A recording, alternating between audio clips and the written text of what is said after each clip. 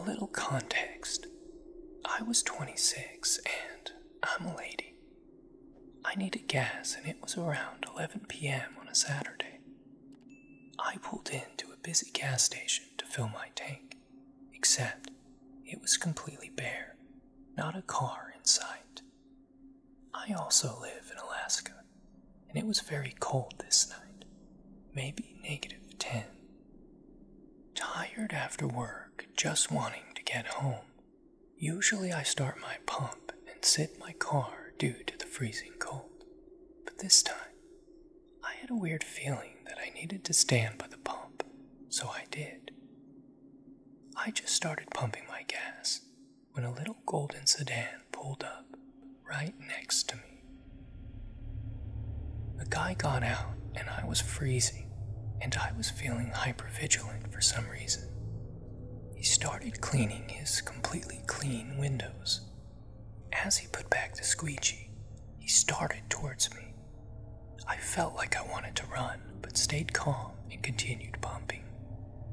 He asked me if I would help him put windshield wiper fluid in his car, because he ran out and he doesn't know how to open the hood. I laughed it off and told him I don't know either, which was a lie. He kept getting closer and closer to me while trying to lure me into his car by saying there's something under his seat and he can't reach it because he's too big. Now, I'm 5'2" and petite. This man was large and scruffy. Think Alaska wilderness dude.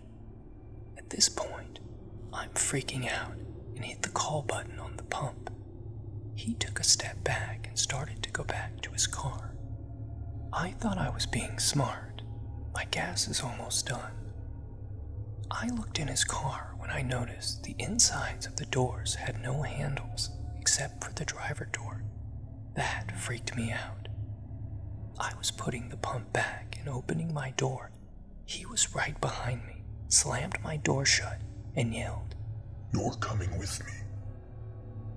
Obviously, I refused, and I was petrified. He grabbed my arm and slammed me against the car. I elbowed him as hard as I could. I started to scream at the top of my lungs. Thank God for the gas attendant, the big-ass gun that night, because if not for him, I don't know what would have happened. The attendant pulled the video, and we made a police report. I called immediately after that guy took off. I never heard anything else about it. I just hope he didn't get some other girl alone. So, to the guy with no door handles, let's not meet.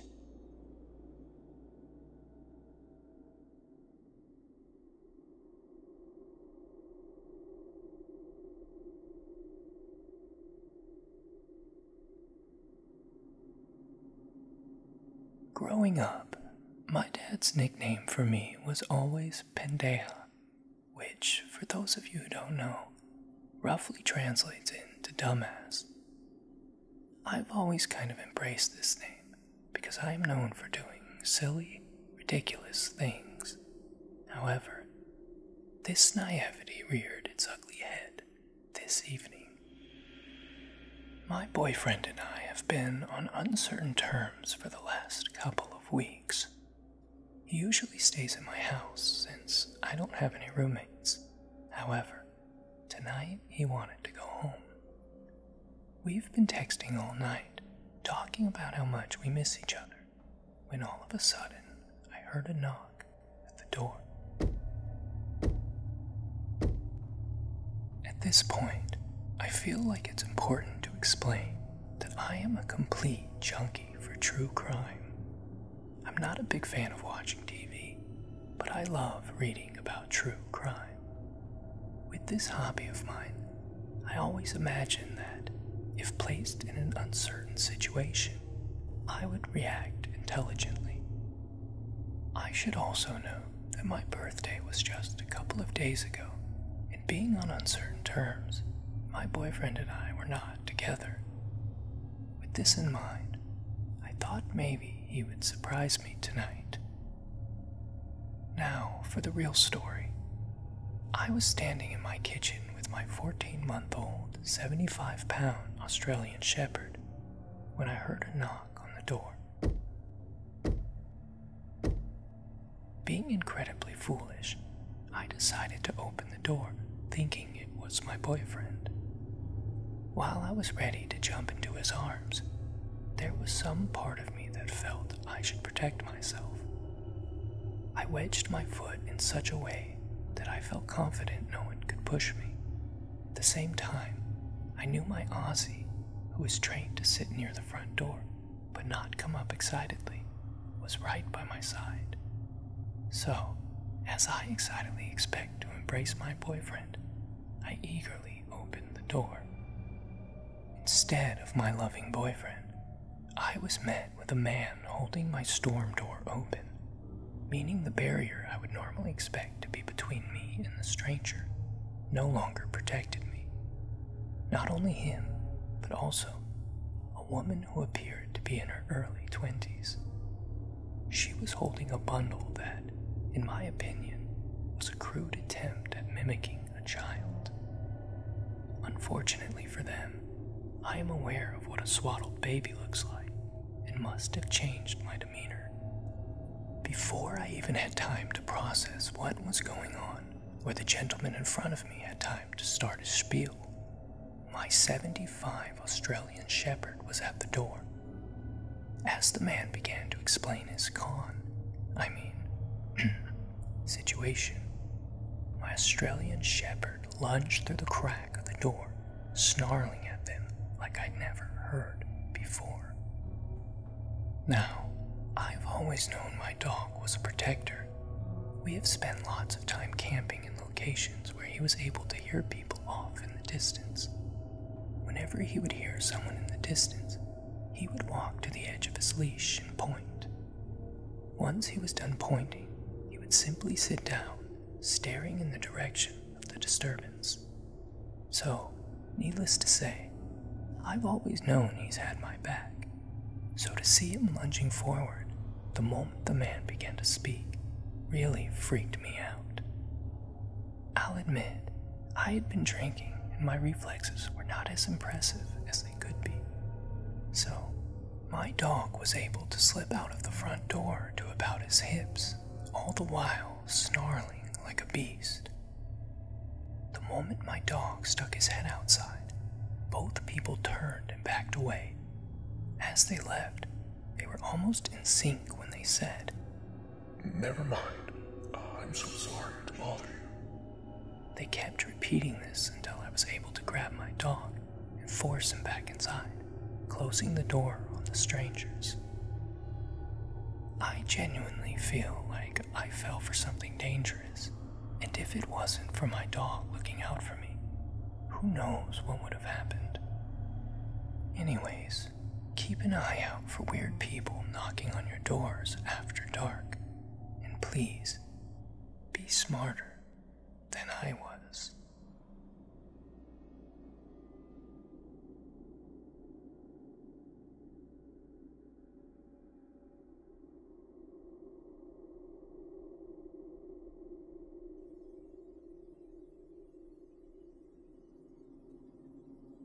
Here's a little info before we get started, as it's somewhat important to the story. First of all, I'm biologically a female, 5 foot tall, 24 years old at the time, but getting mistaken for a teenager a lot. I have a baby face and a tiny frame. Second, I live in Europe, so no guns for me. Enjoy. The encounter took place a few years ago. I was living in a super huge apartment block, and quite a shitty one. One late afternoon, I was just chilling with my then girlfriend when I suddenly heard a faint, scratching noise outside of my door. Definitely weird, but I dismissed it, thinking it's probably some neighbor kiddos scratching the walls with a key or some other stupid stuff kids sometimes do. A moment passed and the noise didn't disappear. Quite the opposite. It got louder. At this point, I started realizing what the sound was. It was the sound of a metal object scratching my door's lock. I immediately got startled and went to look via the peephole. The long corridor was half dark, and right there in front of my door was a man. I couldn't see his face too clearly, but I was 100% sure that I didn't know him. He was tinkering with the lock in some way, but with the peephole's limited field of view, I couldn't see what exactly he was doing. I made sure all of my locks were, well, locked, and backed off as it fell silent. Just as I was about to return to the living room, the door handle slowly moved, pressed down from the other side, and just as slowly returned to its initial position. I freaked, hurried to the kitchen, grabbed the biggest knife I had, and squatted next to the door. It was locked, but if he managed to pick it, well, there I was, frightened and armed. For a moment, it fell silent again. Then, the lever slowly went down and up again. More scratching. Then the lever moved once more. Then, silence. And then I heard a whisper. Let me in. My heart skipped a beat, or a dozen of them probably. Let me in. Let me in. If he was screaming, it would have been as frightening. But he wasn't. He was whispering to my door repeatedly. Let me in. I think I unfroze for a second because I grabbed my phone and called the security. The apartment block had security, but they were stationed in a small booth outside of the block itself, which was huge, and I lived on the 8th floor, so it was a really long way to get there from their place, especially given that they were lazy bastards who usually just watched TV and smoked so much that there was a heavy fog inside of the booth. Still, I gave them a panicked call, quickly explaining the situation. Sure enough, the guard laughed it off, saying that the stranger is probably just some drunken neighbor. He told me that the other guard is on the patrol, and he'll call him and tell him to come by my door. I have no idea why I didn't call the police, but I was probably just too frightened to think straight. The block was in the middle of nowhere, and the nearest police station was quite far away. My girlfriend just kept observing, probably some kind of stress reaction. Seconds felt like hours. After some time, it fell silent, this time for good. 15 minutes later or so, the freaking security guy finally knocked on my door, long after the guy was gone. He said they will close the gate and check the camera footage, but he didn't look too tense, so I don't know if he actually did. To this day, I have no idea what happened. Maybe it was some drunken neighbor who left the elevator one floor too early or too late and thought that his wife had locked him out.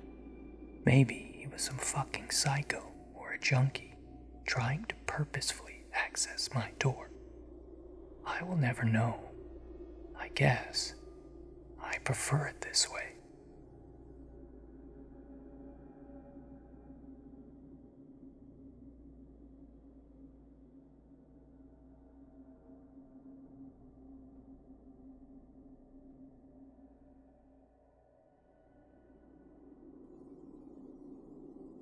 We all make dumb decisions in life, but in this case, I was stupid. Very stupid. I arranged to meet a guy off Tinder, but because of my heightened anxiety about driving, I arranged for him to pick me up outside of my place. I had been talking to him for a few weeks at least, but that is not redeemable, and I know that. The choice I made on this day could have ended me, but thankfully, I'm still around to tell the tale. The guy picked me up in his car and told me that he planned to take us out for sushi. I love sushi, so I thought, great. He put the name of the restaurant into his GPS and we were off, making pleasant conversation on the way until I started seeing woods when I looked out of my window. I felt very confused. We were supposed to be going into town, not into the wilderness, into the middle of nowhere. Fear hit me hard then. He said, I swear the GPS is taking me through here.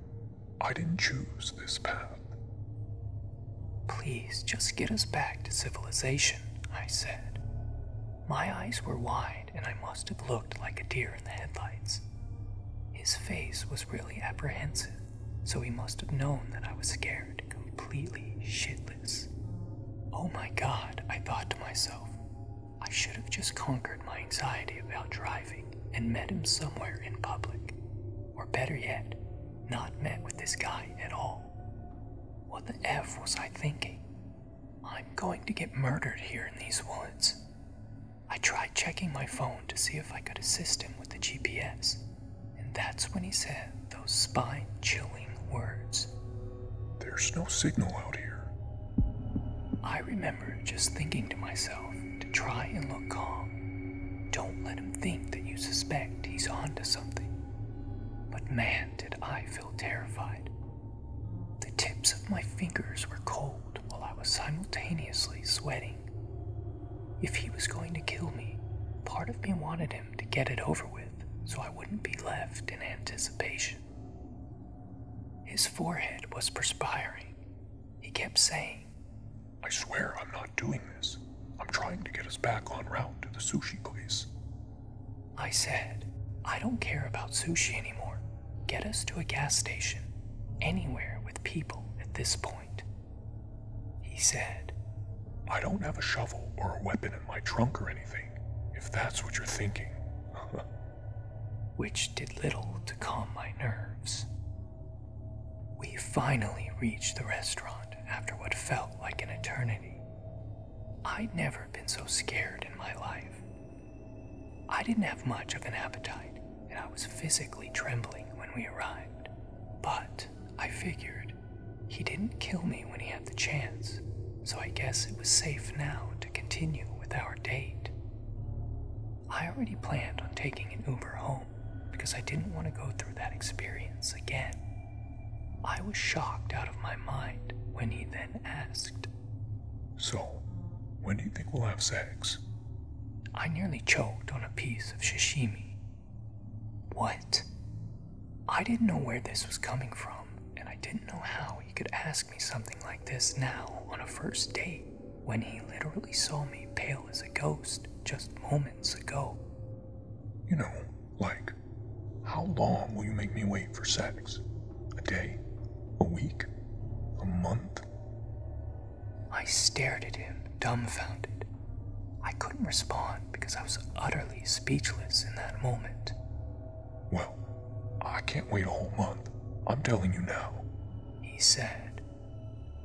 I didn't say anything, and the rest of the date was insanely awkward. I said goodbye as I took my Uber home, and only seconds after my Uber driver pulled out of the restaurant parking lot, he texted me to say that he doesn't think it will work out with me because he needs a girl with a higher libido. I didn't argue. I just texted back a simple, okay, ready to be done with this man. When the Uber driver drove me home, he did not take me through the wilderness pathways of a potential murder site. He took me home through streets, other cars, and lights, the sweetest scene to my immense relief. I couldn't help but wonder why my date had to take me through an hour drive through the wilderness to get me to a restaurant that only took the Uber driver 15 minutes to get me home from. The whole thing was chilling. I don't know if my date planned on anything sinister or if it was an honest mistake, but I am glad that I made it out alive. I learned a tough lesson that night, one that I should have already known, but that I foolishly ignored for some reason. Don't let strangers from a dating app pick you up in their cars. To the guy who took me through the woods, let's not meet again.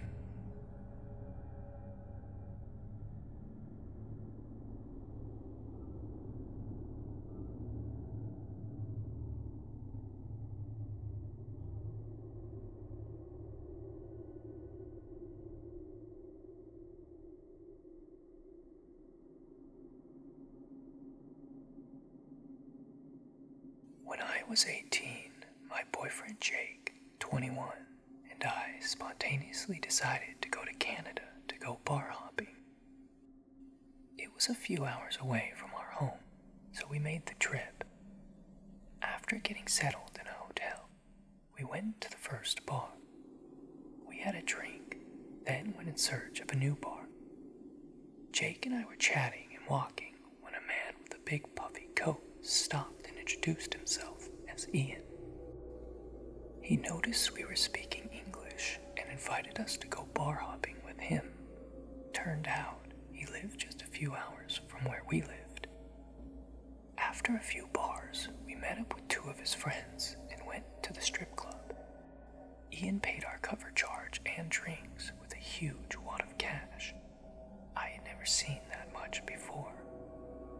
We started talking about weed, and Ian invited us to his hotel room to smoke. I had had way too much to drink at this point, off being sick in the bathroom after one puff. Thankfully, Jake wasn't that drunk, and we both eventually made our way back to the hotel. What a crazy night. The next morning, after a hangover breakfast, we were walking to our car to leave when all of a sudden, Ian and his friends start calling our names. We all remark how strange it is to run into each other again. Ian invites us all for a smoke at his friend's house. It was a shady-looking, run-down apartment.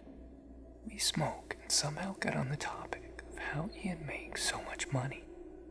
Without directly saying it, I could tell he was into drug smuggling, possibly over the border. Ian suggested that I could make some good money doing the same. My heart dropped and I immediately felt uncomfortable, unsafe. I needed to get out of that apartment, that city, that country. Jake looked over and saw how freaked out I was. We casually played it off. Yeah, okay, like he was joking, but Ian's friends started nodding their heads, suggesting where I could hide it. Jake gave Ian his real phone number. Why, I don't know. And we said our goodbyes as we had a long drive home.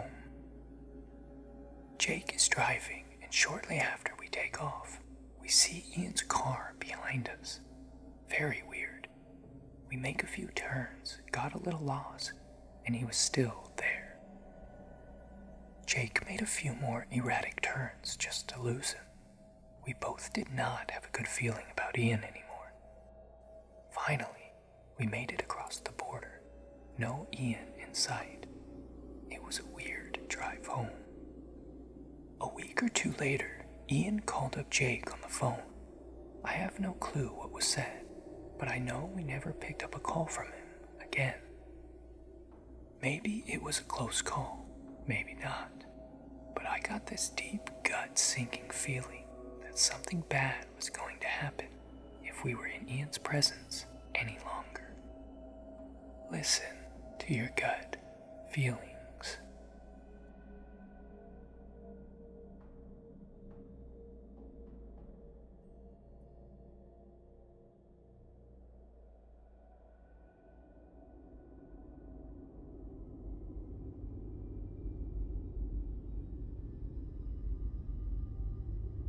Some stories are so creepy that, even if you don't directly experience them, they still manage to haunt you when you're alone at night.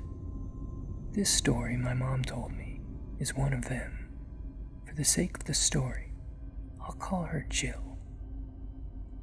I need you to imagine for a moment that we are about 30 years in the past when this story took place, in a typical American suburban neighborhood. Picture it in your mind. The houses were closely built, so there were narrow passageways between each one. At this moment in time, it was very quiet at around 2 a.m. in the middle of the night. The air was eerily still. Other than a few flickering light posts along Jill's street, there wasn't a lot of activity. Yet. Jill was single, living alone. She was letting her dog out on an extendable leash in her backyard to do his business. It just so happens that she had been interrupted mid-sleep cycle by her whining pup. So, she obliged, crusty-eyed and barely conscious. Her dog was a fluffy chow chow named Rupert. He trotted to the end of the yard towards her. That's when Jill thought she may have been half dreaming, because she saw the figure of a little boy standing, staring. He looked to be about 7 years old, wearing this long white nightshirt and draped to his calves. It was something reminiscent of a hospital gown. He looked almost like a ghost. Jill rubbed her eyes and looked again to make sure she wasn't seeing things, but the boy was still there, his dark brown hair disheveled. He looked very pale looking, with purple shadows under a pair of very glazed eyes. Something jarred at Jill's instincts when she saw those eyes. She considered that the boy looked strikingly similar to the character Damien from the movie The Omen, which kind of freaked her out, especially given that it was 2 in the morning when she last checked the clock.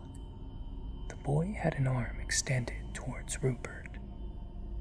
At first, Jill assumed innocent intentions. She thought, yeah, it's weird that this kid is out in the middle of the night, but at the same time, he just kind of looked to be petting Rupert, who had taken a seat next to him. Rupert was a very trusting dog who'd go up to just about anybody and sit by their feet. Though the outdoor light was turned on, she hadn't fully registered the object that the kid held in his hand because he was standing partially in darkness.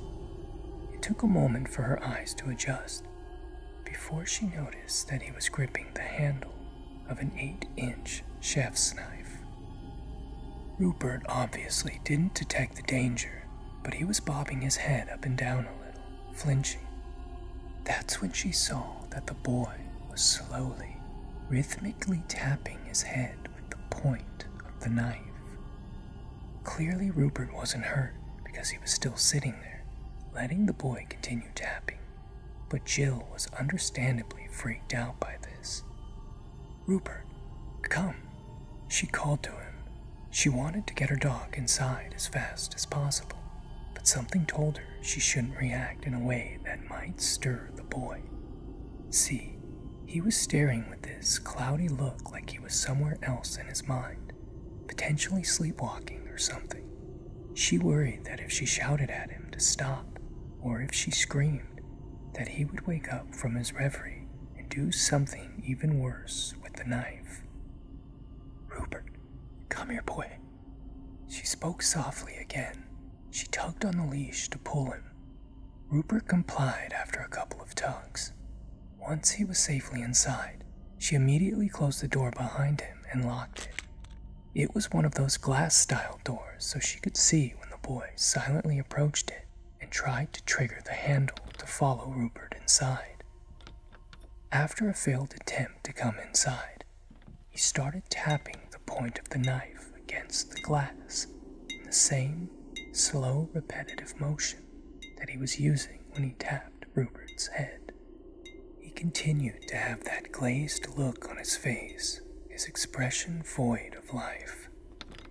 Jill was quietly watching in fearful silence, still trying to register what was happening. After a short moment, The boy stopped trying Jill's door and walked over to the next door neighbor's house where an older lady lived. Because there were no backyard fences, Jill saw that the boy slowly staggered to the back door of the woman's house, and she could actually hear him jostling the handle, making an effort to break in. Oh my God, what if my neighbor opens her back door to this kid? Jill thought. Panic raced through her. She dialed the police and explained the situation. There's a little boy outside. He has a knife. He's alone. There are no adults around. He's just out alone. Are you safe? The operator asked. Yeah, I'm in my house. The operator informed her that the police were on their way. The sound of a car pulling up to her other neighbor's front driveway alerted her attention. She felt obligated to warn her arriving neighbor about a boy running loose around the neighborhood, wielding a knife.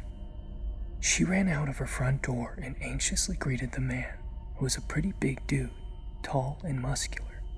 Part of her was concerned for his personal safety, but the other part of her felt some relief, like maybe he could help her overpower the boy and take the knife away from him.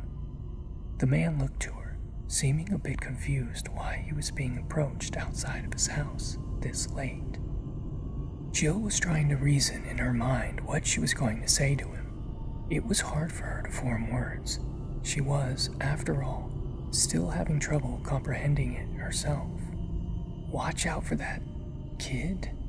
The words sounded kind of silly in her head.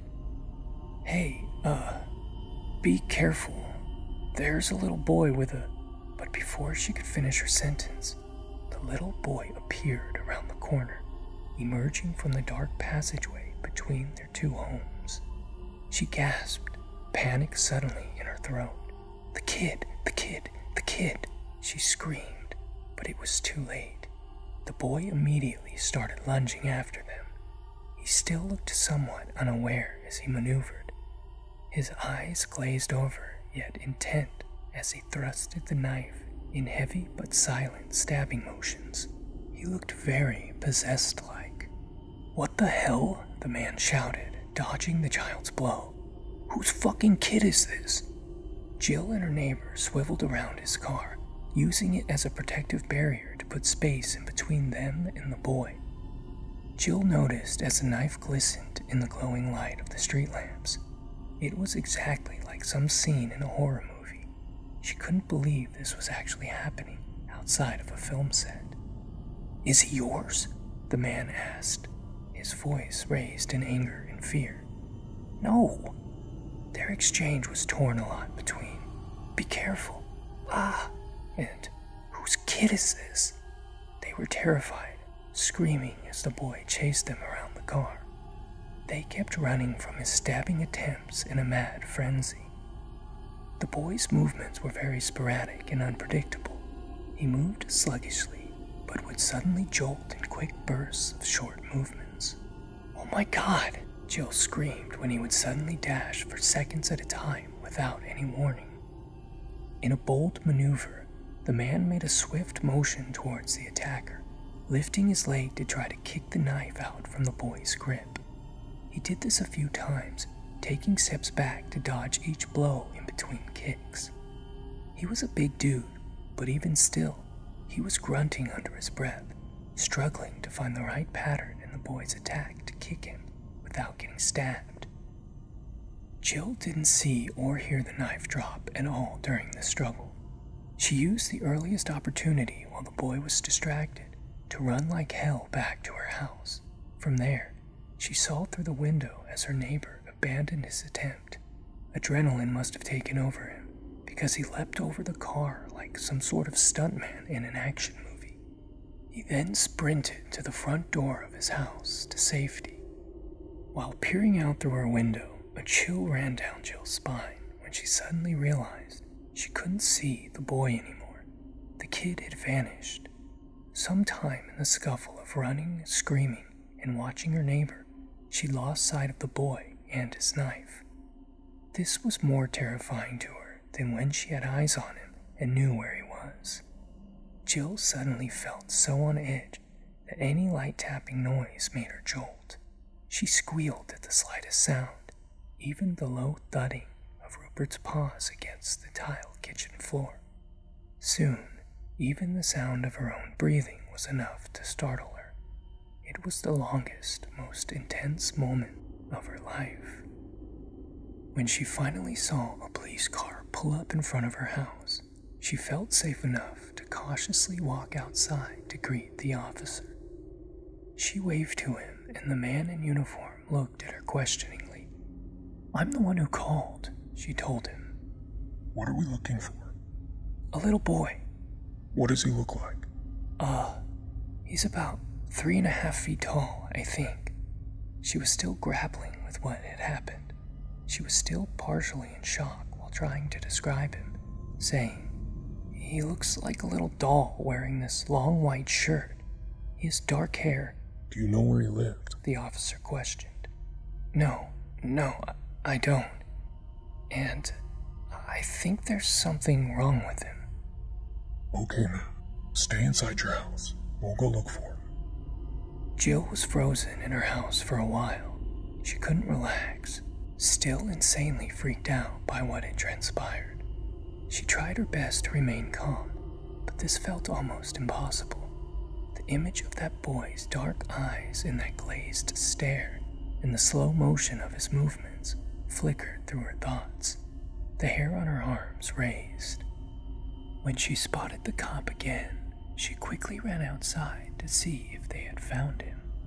Yeah, we got him. It's fine. He's back with his parents now. Don't worry, they said. Is he going to do this again, or... She felt she needed to know. He's a bit challenged, was all the officer would say. Maybe he didn't want to disclose too much information about a minor, but in a lot of ways, this was really frustrating to Jill, who had a lot of questions racing through her thoughts. Who is this kid? Was he sleepwalking? Why did his parents let him leave in the middle of the night? Why did he have access to their kitchenware? She also wondered things like, does he do this a lot? Where does he live so I know where to look out?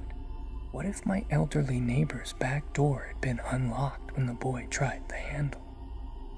There were a lot of unanswered questions, but the only response she was given was, "He's home now. Everything is safe." Jill ended up moving to a new neighborhood within a year after this event took place. She had a difficult time living in fear and anticipation of whether something like this would happen again. When my mom, Jill, told me this story years later as an adult, it really freaked me out, and honestly, it still does. Whenever I find myself walking along the sidewalk at night in my suburb, especially if I'm alone, I imagine some little kid randomly peering out at me from the dark passageway between two houses, knife in hand.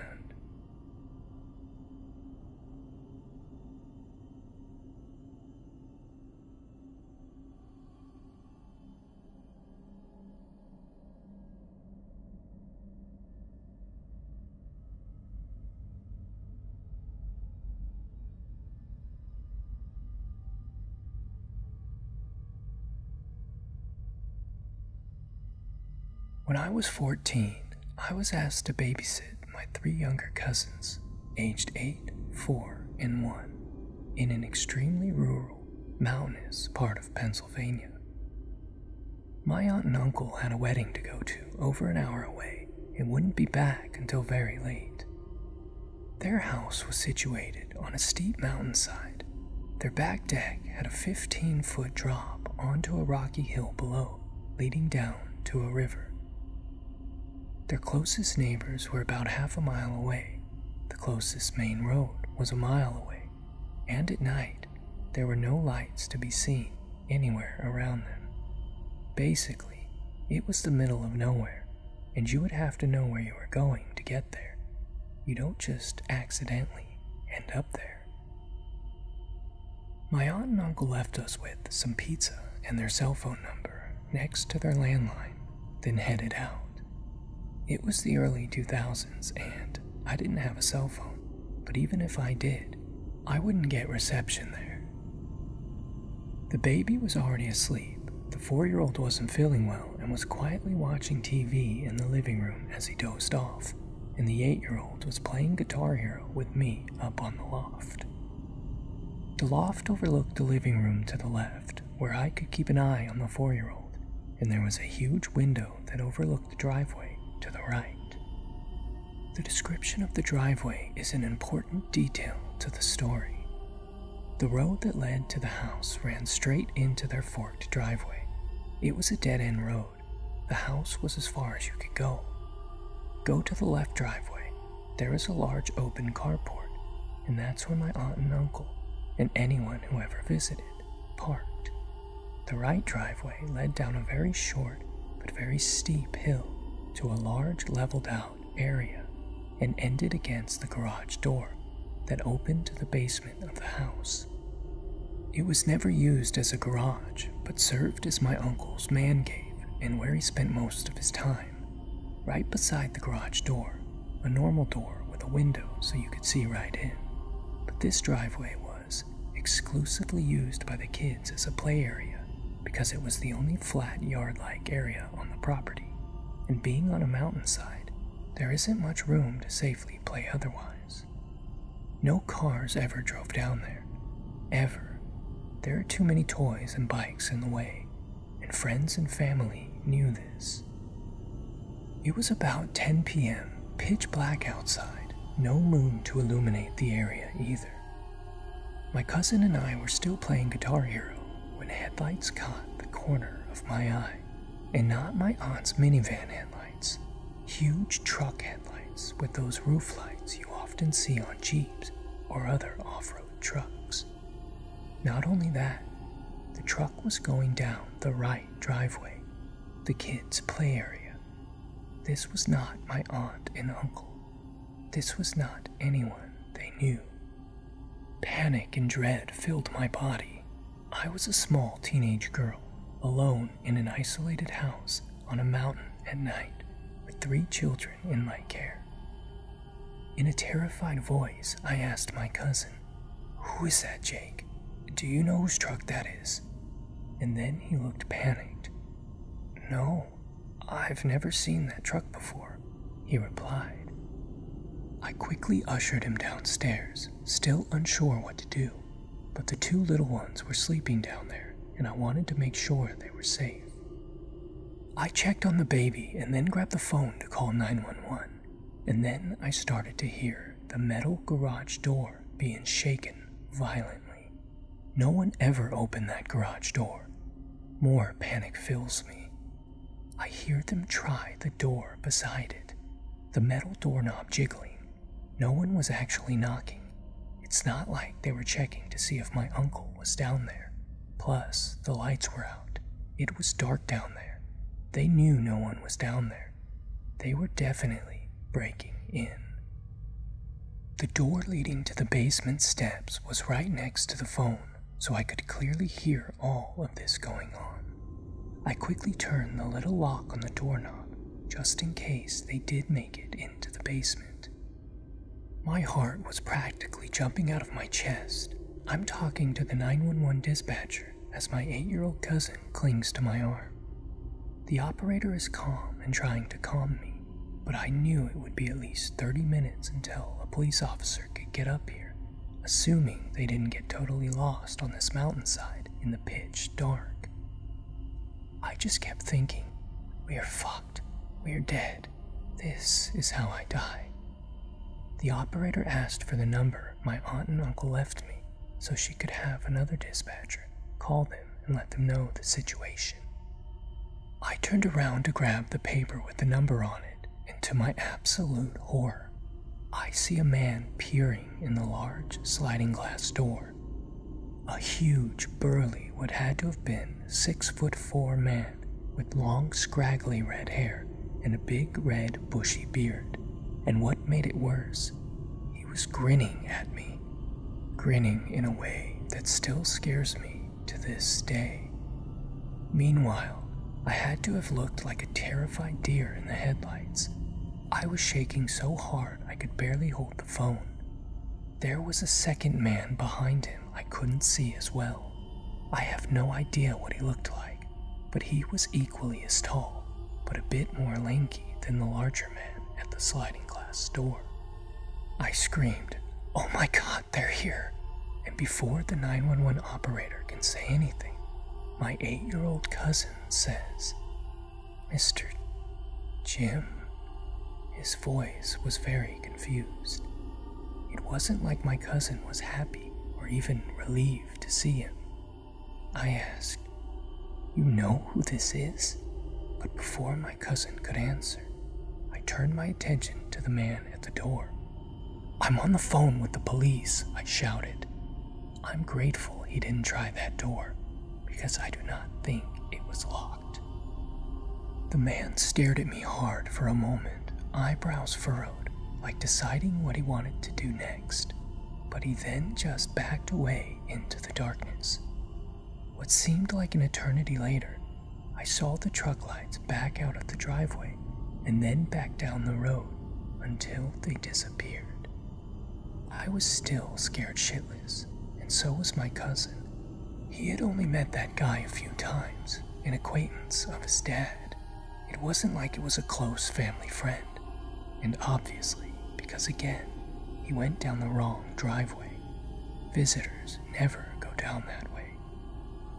The 911 operator asked for a description of the man, then told me they'd gotten in touch with my aunt and uncle, and they were on their way home. She stayed on the phone with me until a police officer showed up a bit later to make sure the men were gone, and they stayed with us until my aunt and uncle got home so they could ask them some questions. My uncle was furious, not at me for calling them home early, but at this Mr. Jim guy. He muttered something like, "I'm going to fuck him up." My aunt was mad at my uncle and told him to tell Jim to never come back again. I didn't know at the time, but my uncle had a drug problem. I don't know what Mr. Jim or his accomplice were doing, or what they would have done if I wasn't on the phone with the police, but that grin was not a friendly one. It was sinister, and again, he also had to have known my uncle was not there, because the basement was dark. He would have seen through the windowed basement door. He had also tried lifting the garage door, something not even my uncle did. He intended to break into the basement. That much is clear to me. There is no other explanation. I never did babysit for them again, and I don't think I ever even went back up there, because not long after, my aunt divorced my uncle and moved out. So, Mr. Jim, the grinning, burly mountain man who tried to break into the house where I was babysitting, let's not meet again.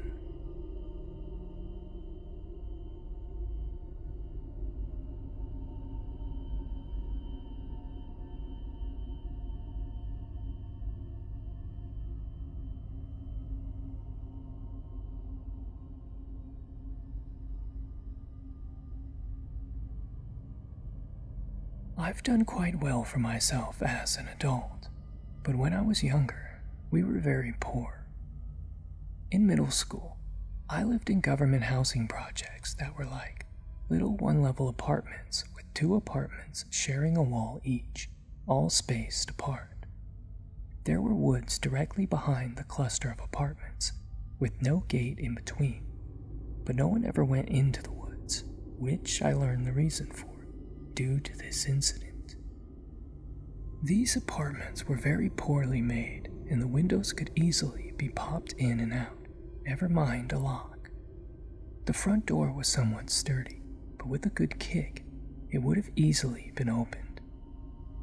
My dad was a pretty stocky bodybuilder type, so I had a false sense of security and would leave my window blinds open at night, as my room faced some trees that would blow in the wind. I loved nature and wasn't afraid of the dark, so I liked watching the trees as I fell asleep. Our apartment's front door was facing these woods, as was my friend's behind ours, with our building blocking their view. As you walk in the front door, the hallway is on the left. My room was at the end of the hallway on the right. My big window that took up most of my wall was on the left, and my bed was sideways facing both walls, so I could lay on my side and watch the trees. The woods were about a field away facing our front door, so I couldn't see it from my room. This was just a small area of trees and vegetation. One night, I woke up feeling a sense of unease, and through my sleepy haze, made out the figure of a large man standing in my window, watching me sleep with total confidence, not caring at all if he was seen. He was in a big coat and looked quite blurry in average to taller height. It was black in my room and outside, just barely illuminated by moonlight. I had just cracked open my eyes and froze once I realized what I was seeing. I kept my eyes as closed as possible, just enough to peer at him in the darkness, and literally rolled out of my bed to the side, not facing the window, and shouted for my dad who was across the hall, with both of our doors open as I crawled out. Not the smartest, but I was a dumb 12-year-old.